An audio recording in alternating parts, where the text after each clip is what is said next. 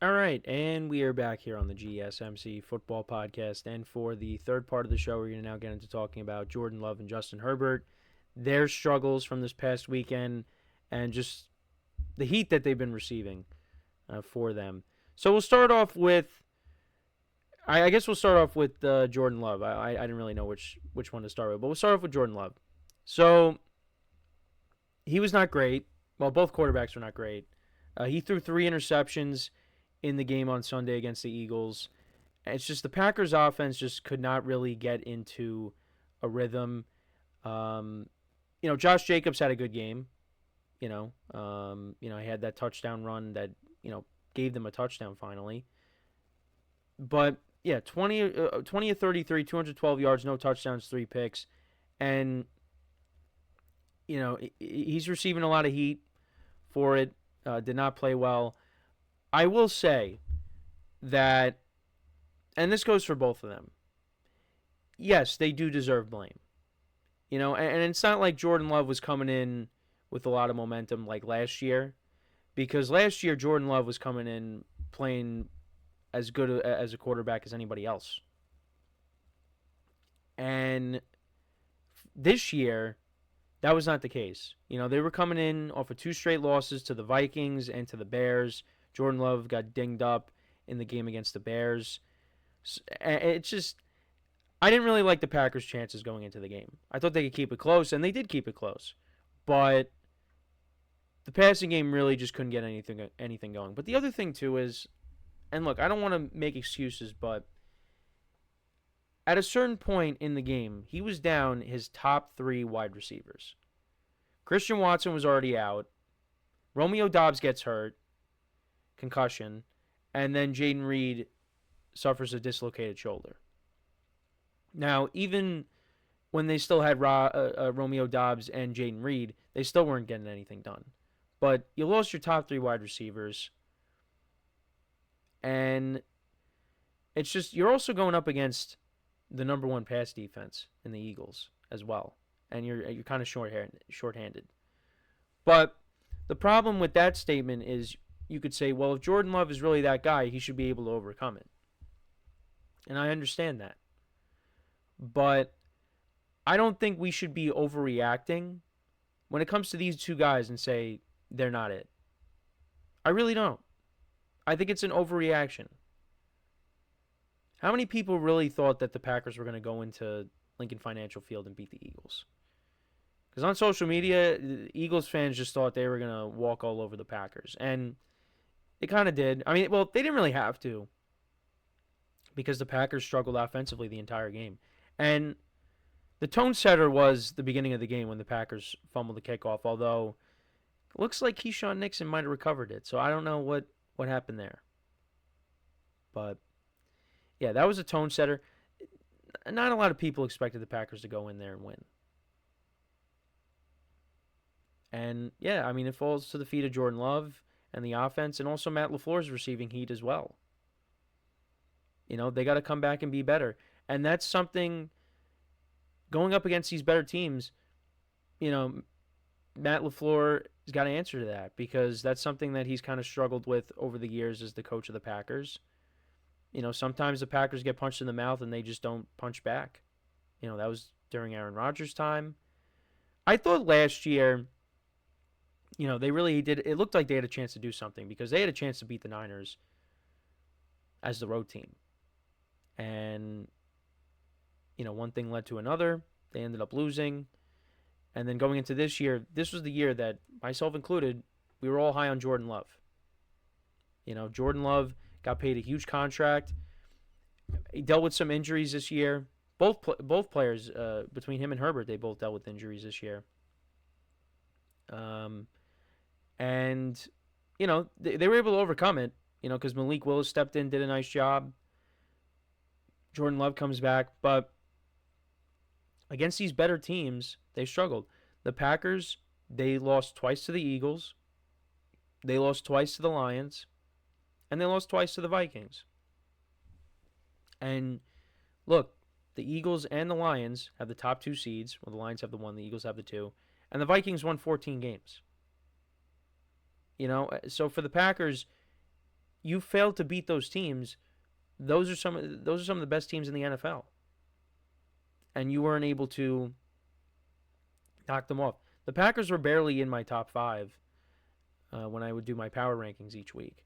I think they were maybe in it like once, but that was it. Because you go up against the Lions, you go up against the Vikings. I mean, the Eagles game was in Brazil, and I guess you can kind of throw that game out because that game was just sloppy, even though there's a lot more points scored in that game. But, they go up against the Eagles in Philly, and they just could not move the ball against that defense. That's a credit to the Eagles' defense. The Eagles' defense is really good.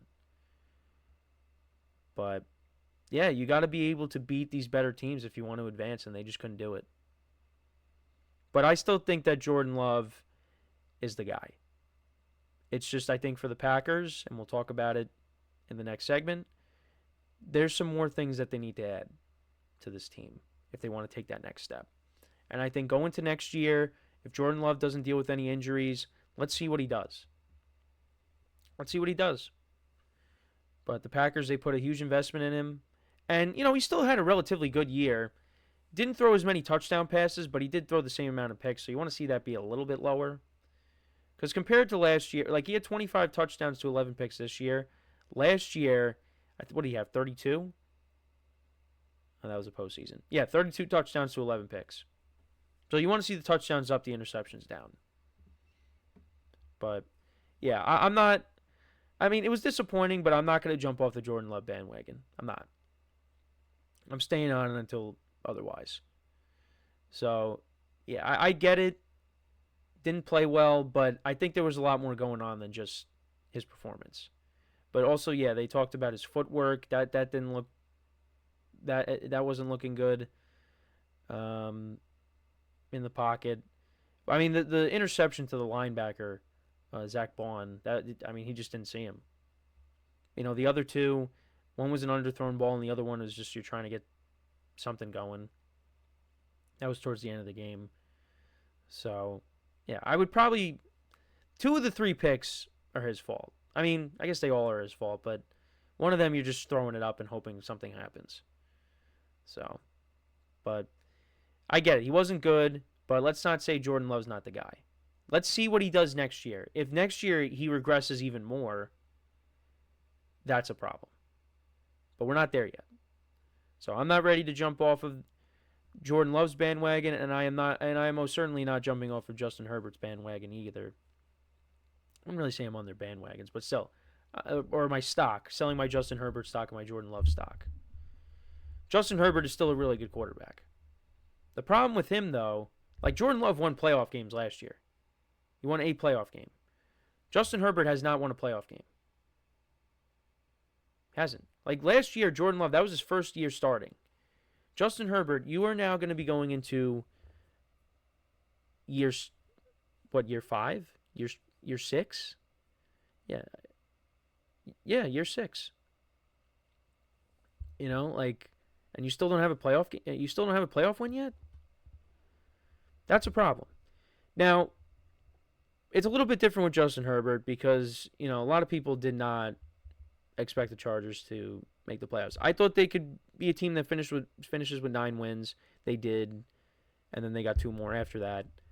And they made the playoffs against the Texans, which I thought was a game that they could win. But then you kind of saw why, people didn't expect the Chargers to make the playoffs. And this is something that they will address in the offseason. They're gonna have to add more weapons. Now, they looked good on their first drive. They went right down the field. Now, you would have liked to have seen them get 7, but they ended up only getting 3. And then after that, the Chargers just struggled to move the ball. He had that one big play to Ladd McConkey for the touchdown, but other than that, Justin Herbert was even worse than Jordan Love. He threw 4 picks. Now, some of them were not his fault, but especially the Will Dissly one, because that one just went off his hands. But, yeah, he was not great. And the Texans' defense, they got after him. They were able to put pressure on him.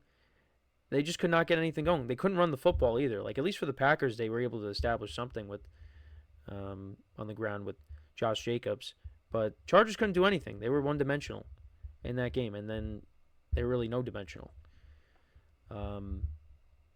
Again, Ladd McConkey had almost 200 yards receiving, but you need more than just him to step up. And they didn't have that. And the Texans' defense is pretty good. But Justin Herbert, so far, his playoff resume, he's 0-2. He was part of a collapse when the Chargers blew it against the Jaguars. And then with this game where he just did not play well. Other than the first drive and, I guess, when he threaded the needle to McConkey and McConkey did the rest.